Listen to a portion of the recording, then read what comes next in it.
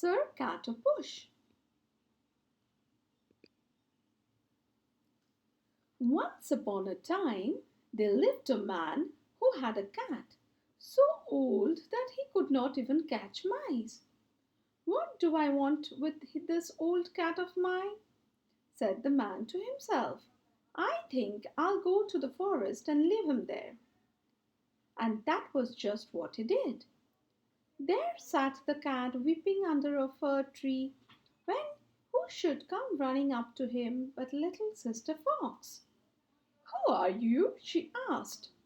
The cat puffed himself up and said, "I am Sir Catterpush."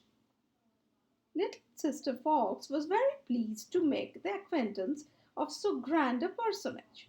"Why don't you marry me, Sir Catterpush?" said she. "I'll be a good wife to you and will feed you well." "Very well, I don't mind," Sir Catterpush replied. And so the cat and the fox were married. They set up house in little sister's hut.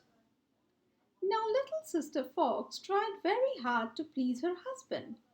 She would catch him a chicken or some little wood animal, and though she herself might go without, she was sure to bring him whatever he wanted. One day little sister Fox met Runny Bunny the rabbit, who told her that he was going to come and woo her. "You mustn't do that, Runny Bunny," said little sister Fox. "I have Sir Catterpush living in my house now. He might claw you to death." And Sir Catterpush came out of the hut, arched his back, puffed himself up, and said, "Prrr."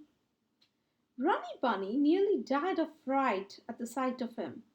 Off he ran to the forest and told the wolf, the bear, the wild boar that he had just seen Sir Catterpush, and that never was there a more terrible beast born. Now the four of them told each other that it was best to be on good terms with Sir Catterpush, and with his mind they decided to give him and little sister Fox a dinner.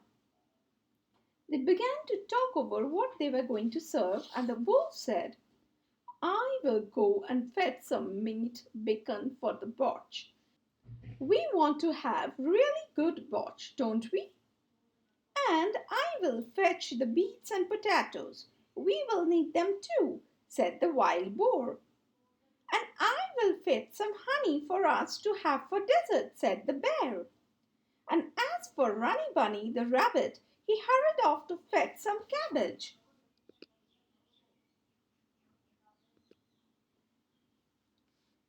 They prepared the dinner and set the table, but they could not agree as to which of them was to go and invite Sir Catterpush and the little sister Fox.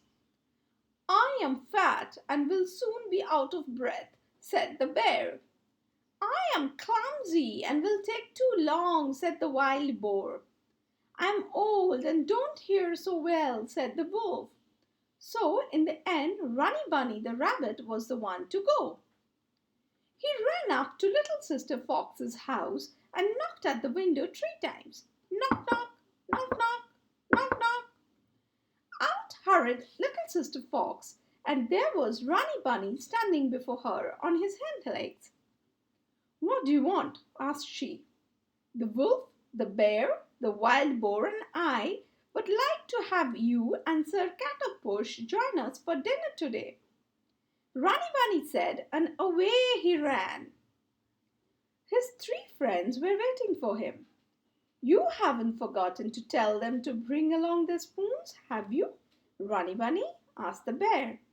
"Oh dear, so I have," cried Runny Bunny. He set off at a run again for little sister Fox's house, and as soon as he got there, he knocked at the window and called, "Don't forget to bring your spoons along." "Don't worry, we won't," little sister Fox called back. She dressed herself in a Sunday's best, took Sir Catterpush's arm, and off they went together. And no sooner did they come to where the 4 friends were waiting for them. Sir Catterpush puffed himself up again so that his fur stood on end and his eyes glowed like two green candles. So frightened were the four friends by the sight of him that they all rushed to hide themselves. The wolf crouching behind a bush, wild boar crawling under the table, the bear climbing a tree, and the rabbit scuttling down into the hole.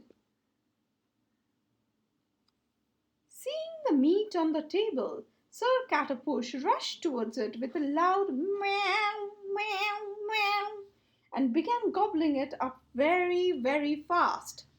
And the four friends who thought that he was saying more, more, more, whispered, "What a glutton! All that food he is ready to eat more?"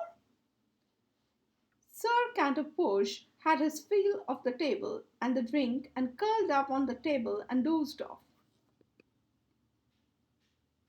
A short time passed, and the wild boar who was hiding under the table moved his tail a little. Sir Catterpush was instantly awake, and thinking it was a mouse, rushed at him. When he saw the wild boar, he was terribly frightened and jumped up into the tree where the bear was sitting, thinking that Sir Catterpush meant to fight him. The bear tried climbing higher, but the branches broke down under him, and he tumbled down straight into the bush behind which Wolf was crouching. The wolf and the bear thought that their end had come and took to their heels, and so fast did they run that even Runny Bunny could not catch up with them. And Sir Catterpush climbed up onto the table and began gobbling up the pecan and the honey. He and the little sister fox ate up all that there was and went home. And as for the bear, the wild boar, the wolf, and the rabbit, they came together again after a while and said, "What a terrible beast Sir Catterpush is! He is so small, yet he nearly ate up all the four of us." The end.